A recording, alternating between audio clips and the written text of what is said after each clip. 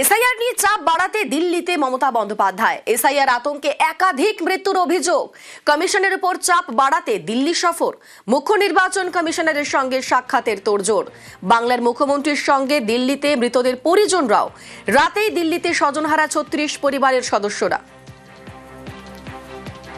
আমার বাসা ডিস্টার্ব করেছে, সাহেব ফোন এসেছিল এবার আমাদের তো কিছু তো কাজ টাজ দিতে হবে, কারণ আমাদের তো মাথার উপরে ছাদ চলে গেছে। আমার দুটো বাচ্চা, অথচ আমি 4 মাসের প্রেগনেন্ট। আমার মাথার উপরে আর কেউ নাই। তেমন একটা ব্যবস্থা করে দিতে বলুন, যাতে আমি কাজ করে বাচ্চা দুটোকে মানুষ করতে পারি। শিলিগুড়িতে আত্মঘাতী বিএলও। তিস্তায় ঝাঁপ দিয়ে আত্মহত্যা বিএলওর। আত্মঘাতী বিএলও শ্রবণ কুমার কাহার। শিলিগুড়ির ৪৭ নম্বর বুথের বিএলওর আত্মহত্যা।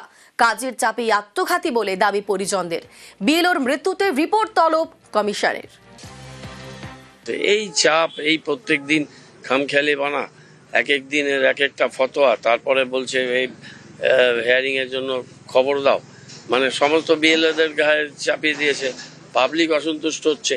প্রথমে তো কাউকে পাচ্ছে না, বিএলওদেরই পাচ্ছে, বিএলওদেরই চাপ দিচ্ছে। এই চাপে একের পর এক কত মৃত্যু আমাদের দেখতে হবে। অত্যন্ত দুঃখজনক ঘটনা।